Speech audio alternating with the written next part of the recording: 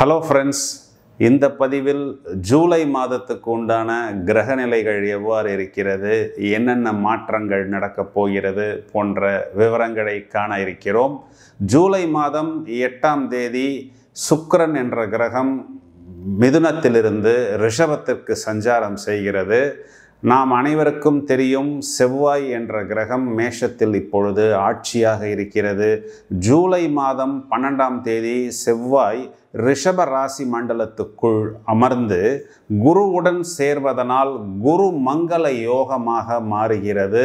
இந்த செவ்வாய் என்ற கிரகம் துணிச்சல், வேகம், சடுதியில் முடிவெடுக்கக்கூடியது, ஆற்றல், எனர்ஜெட்டிக்காக செயல்படுவது, எந்த ஒரு விஷயத்தையும் அதிவேகமாக அணுகுமுறை செய்வது, எந்த ஒரு சூழ்நிலையிலும் நாம் விட்டு கொடுக்காமல் இயங்கக்கூடியது, எந்த ஒரு விஷயத்தையும் உரத்த குரலில் நாம் பேசுவது, யாராக இருந்தாலும் ஒரு கை பார்த்து விடலாம் என்று எந்த பிரச்சனையையும் விட்டு கொடுக்காமல் வேகமாக நம்மளை இயக்கக்கூடிய கிரகம்தான் இந்த செவ்வாய், அங்காரகன் என்ற கிரகம்.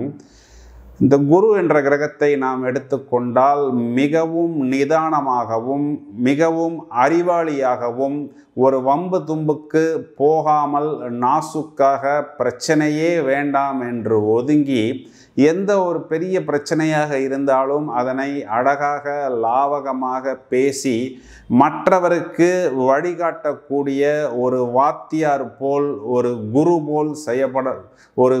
போல் செயல்படக்கூடியது தான் இந்த குரு என்ற கிரகம். இந்த இரண்டு கிரகமும் சேரும் பொழுது இதற்கென்று சில யோகங்களும் உண்டு, சில தோஷங்களும் உண்டு. இருந்தாலும் இது குரு மங்கள யோகம் என்று ஒரு சுப யோகமாகத்தான் கருதப்படுகிறது. இதனால் பெரிய அளவில் தொழில் பெறக்கூடிய நிலை, ஒன்றுக்கு மேற்பட்ட சொத்துக்களை நாம் வாங்கி அதனை அனுபவித்து அதன் மூலம் ஏராளமான சம்பத்துக்களை பெறக்கூடிய அமைப்பு, அதிகாரம் மிக்க உயர்நிலை பதவிகளில் நாம் அமர்வது, அரசியலில் பெரிய ஒரு அந்தஸ்தை பெறுவது, ஒரு உயர்நிலை என்று சொல்லக்கூடிய ஆணையிடும் பதவிகளில் நாம் அமர்ந்து நமது அதிகாரத்தை வெளிப்படுத்தி நமது ஆணையை, நமது கட்டளையை நிறைவேற்றுவதற்கு ஏராளமான நபர்கள் நமக்கு கீழ் இயங்குவது, உயர் பதவி வெளிச்சத்தில் இருப்பது போன்ற சுப யோகத்தை கொடுப்பதுதான் இந்த குரு மங்கள யோகம். இந்த குரு மங்கள யோகம் என்பது இந்த மாதத்தில் ஒரு சில ராசிகளுக்கு ஒரு பெரிய ப்ளஸ் பாயிண்டாக அமைகிறது. மறுபக்கத்தில் கடகத்தில் புதன் இந்த மாதம் முழுவதுமே அமர்ந்திருக்கிறது. ஜூலை மாதம் 8ஆம் தேதி முதல் கிட்டத்தட்ட அந்த மாத கடைசி வரை புதன் சுக்கிரன் கூட்டணி கடக ராசியில் அமர்கிறது. நாம் ஏற்கனவே சொன்னது போல் இந்த புதன் சுக்கிரன் கூட்டணி என்பது ஒரு இளமை மாறாத தோற்றம், அஷ்ட ஐஸ்வர்யங்களை பெறுவது, மிகவும் வேகமாகவும் புத்திசாலித்தனமாகவும் மற்றவர்களை ஈர்க்கும் விதத்தில் நாம் செயல்படுவது. இந்த கூட்டணியானது ஒரு சில ராசிகளுக்கு ஒரு நல்ல அந்தஸ்தை, ஒரு நல்ல அபிவிருத்தியை ஏற்படுத்துவதற்கு தயாராக இருக்கிறது. எந்த ராசிக்கு என்ன மாற்றங்கள் ஏற்பட போகிறது? ஜூலை மாதம் 16ஆம் தேதி சூரியன் என்ற கிரகம் மிதுனத்திலிருந்து கடகத்திற்கு சஞ்சாரம் செய்ய இருக்கிறது. இதைத்தான் ஆடி மாதத்தின் தொடக்கம் என்றும் தக்ஷிணாயன புண்ணிய காலத்தின் தொடக்கம் என்றும் சொல்லப்படுகிறது. இந்த கிரக அமைப்புகள் எந்த ராசிக்கு எந்த மாதிரி அனுகூலமான பலன்களை கொடுப்பதற்கு தயாராக இருக்கிறது என்பதை இப்பொழுது விரிவாக காண இருக்கிறோம். விருச்சிக ராசிக்கு பலன் சொல்ல வேண்டும் என்றுதான் நான் மிகவும் ஆர்வலாக காத்து கொண்டிருக்கிறேன். ஒரு 4-5 வருடங்களுக்கு முன்பு விருச்சிக ராசிக்காரர்கள் எந்த அளவுக்கு பிரச்சனையில் சிக்கினார்கள் என்பது எனக்கு நன்றாக தெரியும். 7.5 சனி காலகட்டங்களில் செல்லும் இடத்திலெல்லாம் இவர்களுக்கு ஒரு பிரச்சனை என்றால் மேலோட்டமான பிரச்சனை இல்லை. ஏதாவது ஒரு பிரச்சனைன்னா நேர போலீஸ் ஸ்டேஷன், இல்லைன்னா கோர்ட்டு கேஸு, இப்படித்தான் இருந்தது. இப்பொழுதுதான் இவர்களுக்கு ஒவ்வொரு முடிச்சாக கலந்து கொண்டிருக்கிறது. ராசி அதிபதி ராசியை பார்க்கிறது, அதுவும் குரு மங்கள யோகமாக. இவர்களை விட அந்தஸ்து, அறிவு, கல்வி, செல்வம் அதிகமாக இருக்கக்கூடிய நபர்கள் எதிர்ப்புறத்தில் நின்றாலும் வெற்றி என்பது இவர்களுக்குத்தான். செவ்வாய் சொந்த வீட்டை பார்க்கிறது. ஒரு நபர் விருச்சிக ராசிக்காரர் 5 நபர்களை எதிர்ப்புறம் சமாளிக்கக்கூடிய ஆற்றல், உத்வேகம், எனர்ஜி. மேலும் குருவும் இவர்களை சேர்ந்து பார்ப்பதனால் இவர்களை வழிநடத்தி செல்வதற்கு இவர்களுக்கு ஒரு குரு என்பவர் கிடைப்பார்.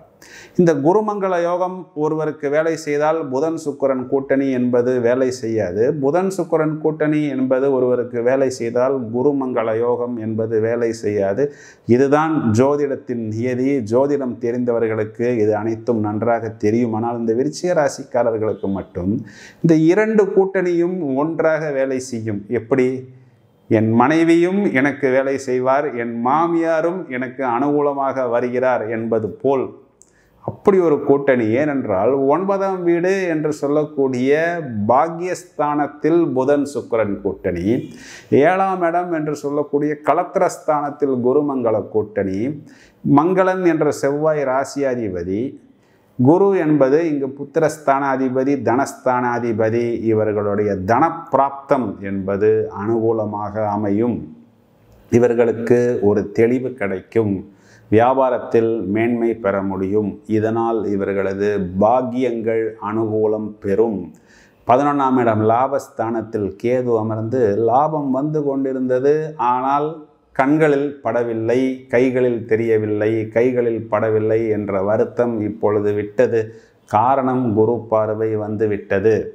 முயற்சி செய்தேன், எனக்கு ஒரு அடி செல்கிறேன், அதற்கு மேல் செல்ல முடியவில்லை என்று வருத்தப்பட்டு கொண்டிருக்கும் நபர்களுக்கு முயற்சி ஸ்தானம், வெற்றி ஸ்தானம், பேர், புகழ், அந்தஸ்தை நிலைநாட்டக்கூடிய அதே வீட்டுக்கு குருவின் பார்வை 3ஆம் வீட்டுக்கு. 4ஆம் வீட்டில் சனி, அர்த்தாஷ்டம சனி என்று சொல்கிறார்கள். இது என்னமோ அஷ்டம சனியில் பாதி எஃபெக்ட் என்று சொல்கிறார்கள்.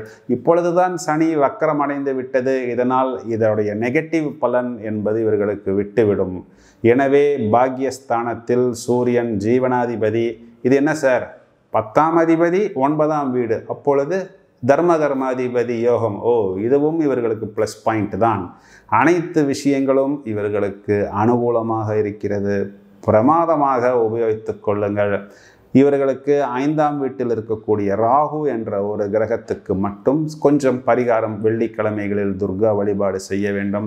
குழந்தைகள் சம்பந்தப்பட்ட விஷயத்தில் கொஞ்சம் டென்ஷன் எடுக்காமல், அதாவது புதிதாக ரிஸ்க் எடுக்காமல், ஒரு ட்ரையல் அண்ட் எரரில் இந்த ஸ்கூலில் சேர்க்குறேன், இந்த காலேஜில் சேர்க்குறேன், இந்த ஒரு கம்பெனியில் போய் என் குழந்தை பேரில் நான் சிட் போடுகிறேன் என்று ட்ரையல் எடுக்காமல், ரிஸ்க் எடுக்காமல், இதனால் வரை என்ன செய்தார்களோ அதனை மட்டும் செய்து கொள்வது புத்திசாலித்தனம். ராசிக்கு குரு பார்வை இருக்கிறது. எந்த ஒரு பிரச்சனை வந்தாலும் இவர்களுக்கு ஒரு தீர்வு என்பது கண்டிப்பாக கிடைக்கும். இதற்கு முன்பு இவர்கள் உருவாக்கிய சத்துருக்களை இப்பொழுது இவர்கள் வெற்றி பெறக்கூடிய காலகட்டம். பிரமாதமாக உபயோகித்துக் கொள்ளுங்கள். வாழ்த்துக்கள். நண்பர்களே, நாம் பலன்களை மேலோட்டமாக பலன்களாக சொல்லாமல் ஜோதிட விளக்கங்களையும் மற்றும் நுணுக்கங்களையும் எடுத்து சொல்வது என்பது ஒரு உயர்நிலை புரிதல் ஏற்பட வேண்டும் என்பதற்காகத்தான். உங்களது நட்புகளுக்கும் உறவினர்களுக்கும் இந்த பதிவை நீங்கள் ஷேர் செய்யுங்கள். தொடர்ந்து இணைப்பில் இருங்கள். மேலும் பல அரிய தகவல்கள் தயாராகி கொண்டிருக்கிறது. Thank you friends.